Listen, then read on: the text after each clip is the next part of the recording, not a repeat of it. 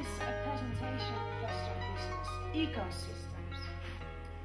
It's actually quite interesting because this upsurge of interest is quite peculiar to some, but it's actually relatively easy to explain.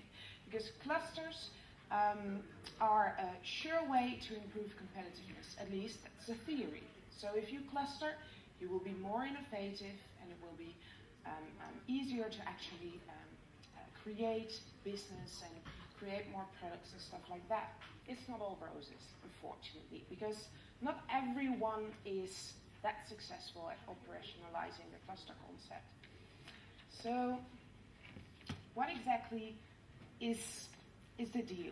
Well, clustering actually has proven to be quite a tricky business, because clustering success is not a given. It isn't like you just locate in close geographical proximity and then automatically all these wonderful clustering advantages will just come your way. It isn't like that. And I think that one of the most crucial things therein is the fact that cluster reinforcement actually requires a new mode of governance. So if you want to cluster, and if you want to become a successful cluster, then your governance mode has to be one of co-production. I feel that it's like that. Cluster governance actually allows one to capitalize on those and like endogenous potentiality of those proximities, geographical proximity, relational proximity, and stuff like that.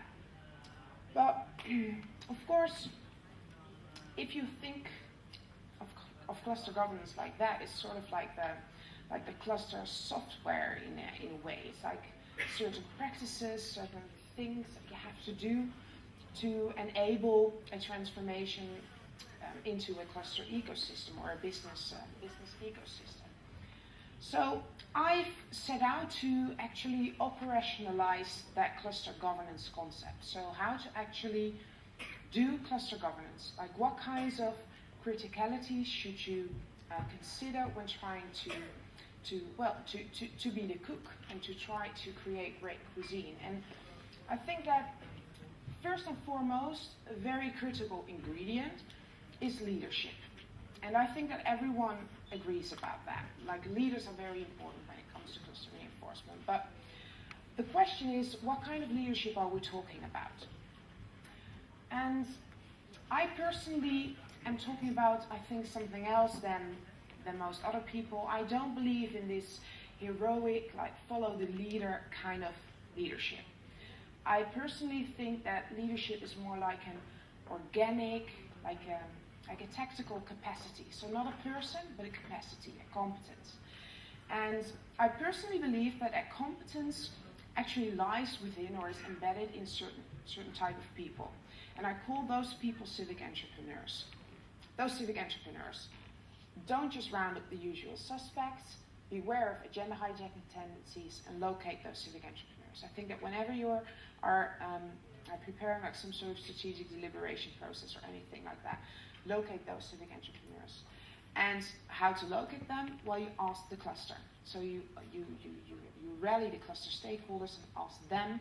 Just like I've told you this story, I feel like you already know who those civic entrepreneurs are because they're quite they stand out. So it's something that you can easily do, I think, asking cluster stakeholders to nominate and endorse those civic entrepreneurs. And at the same time, remember that civic entrepreneurs aren't just the business savvy. So it's not just the commercial oriented people. It could very well be those nerds as well. Very important. The personal proximity is the similarity in personal characteristics, personality traits, behavioral patterns, and personal attitudes, beliefs. So personal features refer to things like your age, whether you're male or female, but also your work experience. And it was very interesting to me that if you look at my fieldwork, at least, they were all middle-aged men, and all of them, I think, or almost all of them, were all buddies. So they used to work together or went to university together or something like that, which I think was very interesting. And at the same time, if you look at those personality traits, And this wasn't something I specifically asked them. So I didn't specifically ask them about listing certain personality traits. Perhaps it's difficult to do that, but they talked about certain people and attributes or qualities they liked in that other person just in their story. And certain things just continue to pop out. So these were enthusiastic people, these were decisive people, these were outspoken people, and persistent people. I think people should just go on a date. Apparently, being personally proximate is really impacting cluster reinforcement effort. So trying to get to know one another on a personal level, and also if there are like some characteristics or some traits or something like that you don't like or that are actually like sort of blocking cluster progress, especially with that aspect of openness, try to have like some sort of open conversation or something about it. When it comes to cluster reinforcement, that is actually a challenge. I think it's very important. Don't do it for the greater good. Do it because you gotta have to.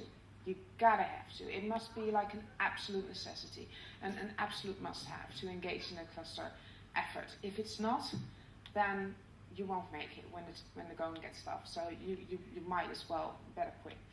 Point of departure, I believe, is that if you want to effectively reinforce your cluster, you must build upon a specific asset. That's what I've called it, an asset. And that asset is strategic intelligence.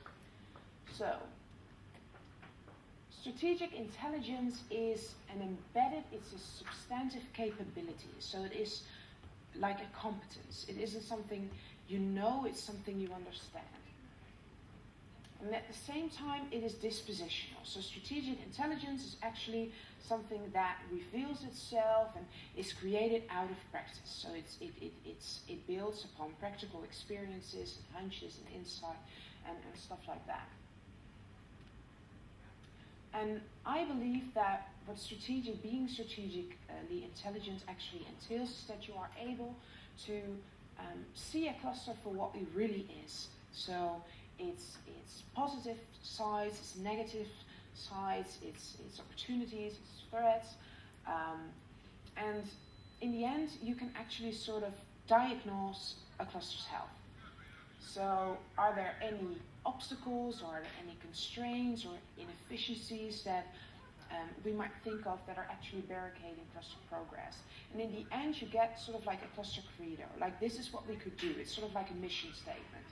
And it's that capability of being strategic intelligent that actually allows one to envision prospects and at the same time be very pragmatic about it. So it's very much about this is what we're going to do and this is how we're going to do it and this is when we're going to do it. Strategic intelligence actually evolves from proto-knowledge.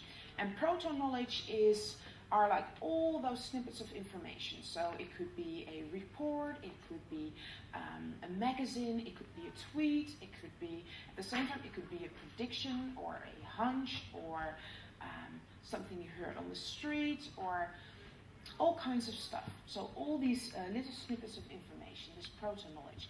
And those civic entrepreneurs actually perform a couple of acts, a series of acts, and in the end, they just know what to do. They sort of know what to do. It's a capability. Well, I feel that clustering is actually being very practical.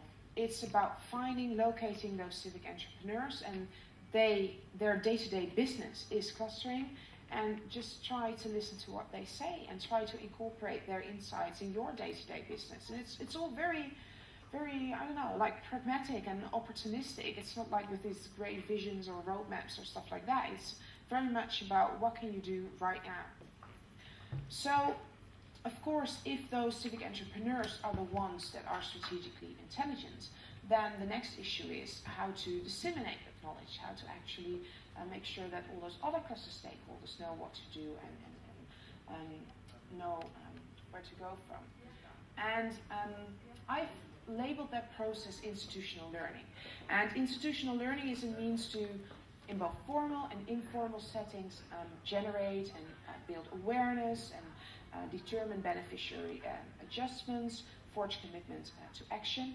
And institutional learning is not something just between those civic entrepreneurs, but actually involves all the cluster stakeholders.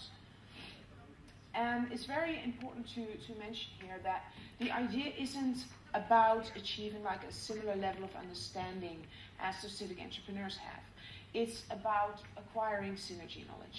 And synergy knowledge is knowing what about that intelligence or what about that information or that cluster cradle actually applies to you and to your agenda, your institutional operations, things you can actually change or influence.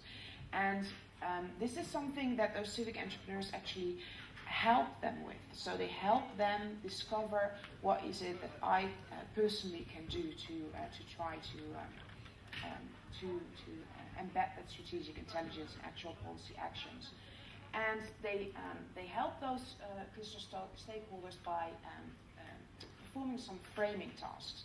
And it's 3 framing tasks that are important here. The first one is diagnostic framing, so it's very much about problem identification, so like what's the matter, what are those obstacles and constraints and inefficiencies, who's to blame, how to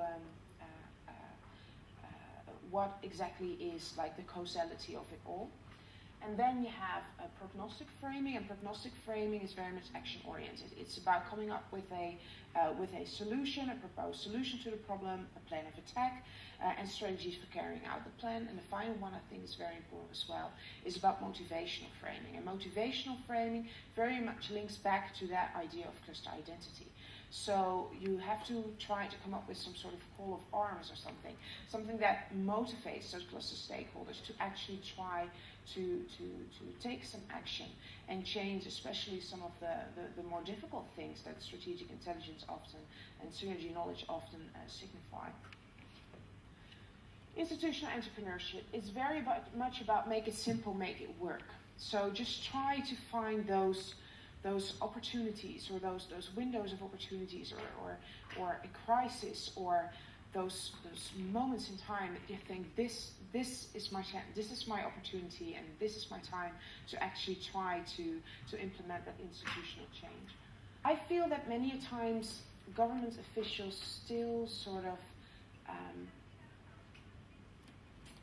feel like they can somehow instigate certain cluster processes or try to stimulate them or initiate them, sort of this idea of governmental activism.